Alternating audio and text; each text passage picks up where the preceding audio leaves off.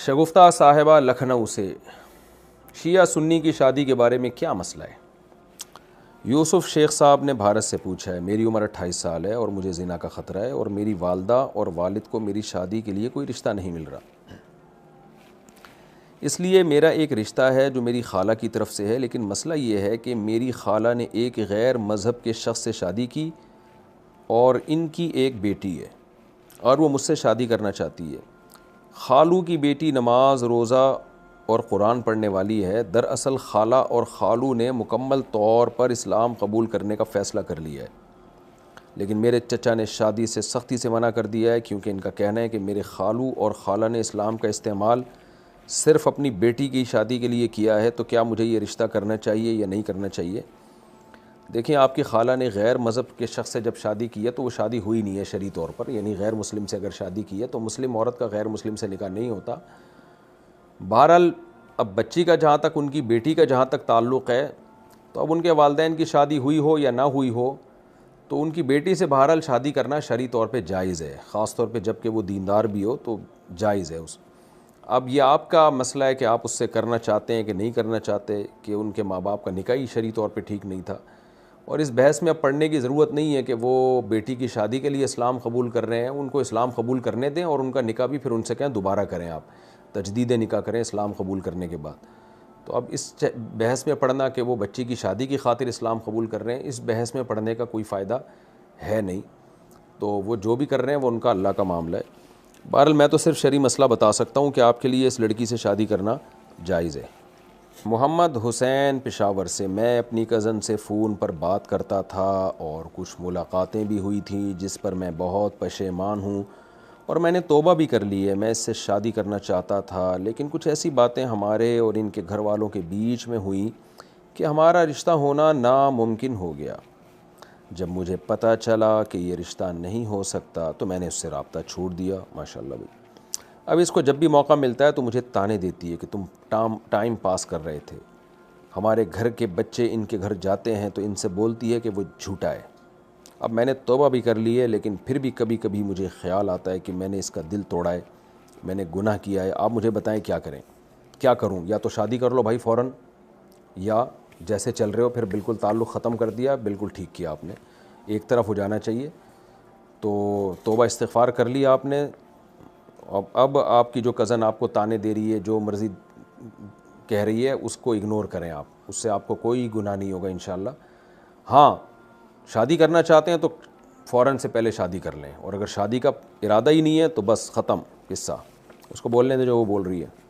تو خالی آپ نے تو نہیں باتیں کی نا، اس نے بھی تو کی ہیں، تو آپ نے گناہ کیا، اس نے بھی گناہ کیا ہے گپیں لگا کر۔ تو لیکن بہرحال اب توبہ کر لیا، بھول جائیں اس گناہ کو، اور شادی کا آپشن تو ہر وقت ہے آپ کے پاس، کرنی ہو تو کریں، باتیں نہ شروع کر دیں کہیں شادی کی، شادی کریں ڈائریکٹ۔ اب ایسا نہ ہو پھر گھنٹہ گھنٹہ فون پہ شادی کی باتیں کرنا شروع کر دیں آپ کی، جی میں پہلے ویسی باتیں کرتا تھا اب شادی کی باتیں کروں گا۔ عثمان صاحب نے پوچھا ہے، مجھے ایک لڑکی پسند ہے لیکن وہ تھوڑی ماڈرن ٹائپ تھی، پھر اس نے توبہ کر لی، کیا میں اس سے شادی کر سکتا ہوں؟ بھائی کر سکتے ہیں شادی اگر توبہ کر لی ہے۔ ماڈرن ٹائپ بھی تھی، پوری ماڈرن بھی نہیں تھی، اور کوئی گناہ تو نہیں کر رہی تھی، وہ آپ بہتر سمجھتے ہیں، آپ کو زیادہ پتہ ہوگا۔ بہرحال اگر وہ اب نیک پرہیزگار ہے تو آپ شادی کر لیں، نہیں ہے تو نہیں کریں۔ اچھا بھائی، کشمور سے کسی نے پوچھا، میں اور میری کزن ایک دوسرے سے محبت کرتے ہیں، وہ حافظہ بھی بن رہی ہے، پردہ بھی کرتی ہے، اخلاق بھی اچھے ہیں۔ ابھی تو بھائی سب کچھ ہی اچھا لگے گا کیونکہ آپ کو محبت ہوئی بھی ہے، لیکن مجھے وہم ہوتا ہے کہ کہیں وہ خراب نہ ہو، عجیب عجیب خیالات آتے ہیں۔ آپ خود بتا رہے ہیں آپ کو وہم ہوتا ہے نا، تو یہ وہم کی بیماری ہے، اس ٹینشن سے دماغ پھٹا جا رہا ہے۔ ہم نے ایک دوسرے سے محبت کا اظہار بھی کر دیا ہے، مجھے ایسا لگتا ہے کہ شریف لڑکیاں تو محبت نہیں کرتیں، لہذا کہیں یہ خراب تو نہیں ہے، پریشان ہوں، میری رہنمائی فرمائیں۔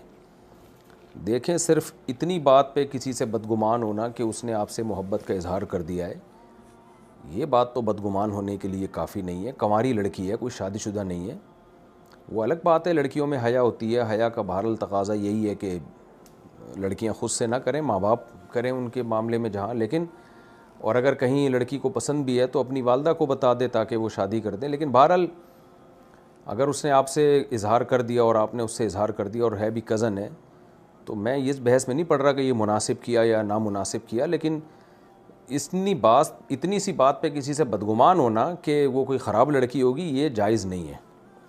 تو ویسے آپ کو کوئی اعتراض ہے تو الگ بات ہے، لیکن اتنی بات پہ آپ بدگمان نہ ہو، آپ اس سے شادی کر لیں.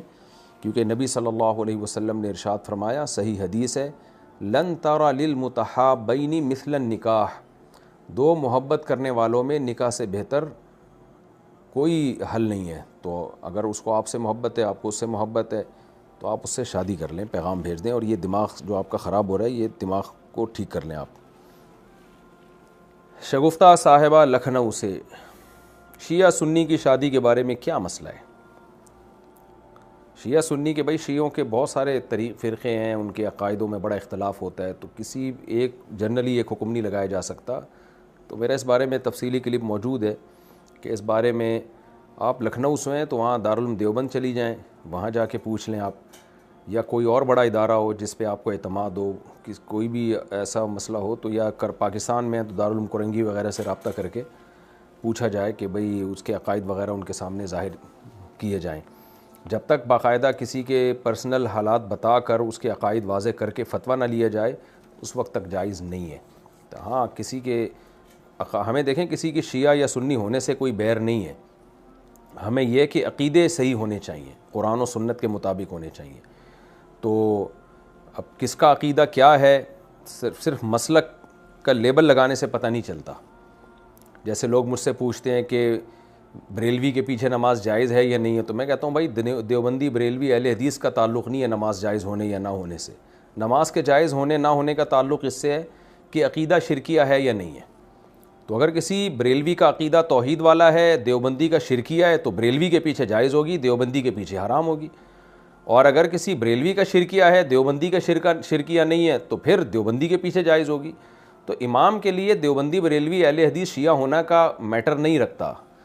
تو میٹر یہ چیز ہے کہ آپ کو پرسنلی کسی کے عقیدے معلوم ہوں، پھر بھلے وہ شیعہ کہے اپنے آپ کو، دیوبندی کہے، بریلوی کہے، ہمیں اس سے کوئی بیر نہیں ہے، کوئی مسئلہ نہیں ہے.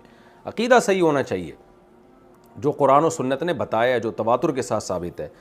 تو اس لیے شادی میں بھی ایسا ہی ہے کہ ہمیں اس سے غرض نہیں ہے کوئی دیوبندی ہے، بریلوی ہے، اہل حدیث ہے، جو بھی اسلام کی طرف منسوب ہے، نکاح اس سے جائز ہے، بشرطے کہ اس کے عقیدے بھی اسلام ہی کے مطابق ہوں.